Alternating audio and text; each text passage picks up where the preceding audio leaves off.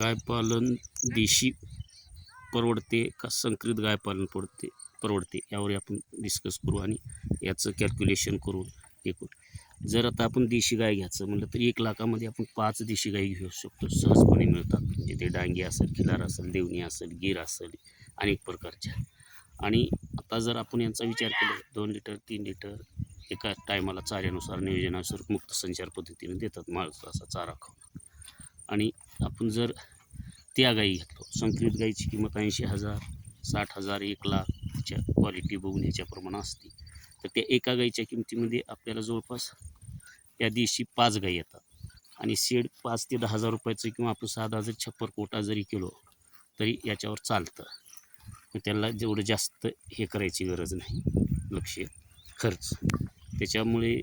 आणि हिचं बैल जे असतं 40,000 50,000 30,000 रुपयाला त्याचा गोरा विकू शकतो शेती कामासाठी. संकरित गाईची सहसा का शेती कामासाठी तर आपल्या भारतामध्ये जास्त म्हणजे डोंगराळ भाग कठीण भागात ह्याच्यामध्ये. आणि ती 1 लाखाची गाय घेतलो तर ती दूध देत असेल 10 म्हणजे 20 लिटर जरी दिली तर 30 रुपये 40 रुपयाने डेअरीवर तिचं दूध येतं. देशी गाईच्या दुधाला 50-60 रुपये असा भाव लागतो घरगुती लेकराला बाजूला किंवा आजारी व्यक्तीला किंवा कुठल्या काही ह्याला. आणि आपण जर विचार केलो तर देशी गाय काही खाते, होय ऐक, काही खाते, चारा खाते, कडबा खाते, रानगवत खाते, असं माळा रानानं वनानं जंगलानं कुठल्याही उष्णतेत टेम्परेचर थंडीत वाऱ्यात. आणि हिला मोकाट पण जमतं, बंदिस्त पण जमतं. हिच्यावर जास्त औषध पाणी खर्च नाही या देशी गाईवर, दुसरं काही नाही. पण आपल्याला संकरित गाईवर जास्त खर्च करावा लागतो. त्यांना औषध पाण्यावर त्यांना आजार पण जास्त असतात आणि त्यांना खर्च जास्त होतो. उत्पन्न असलं तर खर्च जास्त आहे आणि त्यांचे बैल विकत नाहीत, ते आजारी पडतात. ते कुठले आपल्या इकडे उष्णतेमध्ये टिकत नाहीत. त्यांना गोटा वगैरे कोटा जे आपण म्हणतो शेड वगैरे जे काय ते तर चांगलं पाहिजे. म्हणजे आता एक देशी गाय जर आपण विचार केला, एक देशी गाय वर्षाला तिनं 2-2 लिटर म्हणजे 4 लिटर दूध दिली आणि एक गोरा जर दिली कालवड दिली तर 1-1.5 वर्ष 10-15 हजाराला विकू शकते, 10-12 हजार.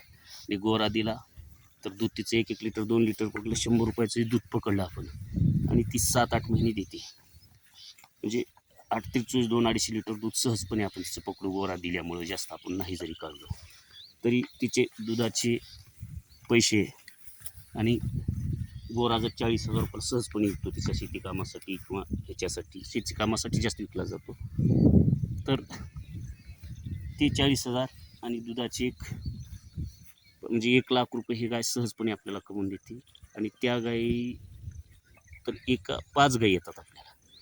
40,000 बी धरलं 1 लाख रुपये नाही, 50,000 रुपये धरलं 2-2.5-3 लाख रुपये 5 गाईपासून आपल्याला वर्षाला मिळू शकतात. गोरे अधिक दूध शेणखत, आता शेणखत त्या बी गाईपासून मिळतं ह्या बी. आणि आपण जर ह्यांचं पकडलं तर त्या गाईचं दुधाचंच आहे, दुसरा फायदा आपल्याला जास्त काय होणार नाही. औषध पाण्यावर खर्च जास्त आहे, चाऱ्यावर खर्च आहे, खाद्यावर खर्च आहे. ह्या आपल्या देशी गाईला जास्त खाद्य नाही, जास्त खर्च नाही, जास्त औषध पाणी नाही, आजारी जास्त पडत नाहीत, कमी आजार. चारा खूप कमी लागतो त्या गाईला, एकटीला लागतो तेवढे आपल्या 3-4 गाईला खाद्य लागत नाही. बाहेरचं खाद्य जास्त किंवा आहार खाद्य जे आपण विविध प्रकारचा चारा. आणि हे डोंगराळ भागात दऱ्यात खोऱ्यात कुठे उष्ण थंड पावसाळ्यात ह्याच्या किमतीमध्ये जगू शकतात. तर ह्याच्या आपल्याला देशी पालनच भारतीय शेतकऱ्याला सहजपणे परवडतं. कमी खर्चात जास्त उत्पादन, शेडाची पावसात भिजल्या हे नाही, माळरानं चरल्याने आजार कसल्या वातावरणात तग धुवून राहतात. म्हणजे ती एक गाय आपल्याला वर्षाला 1 लाख देऊ शकते.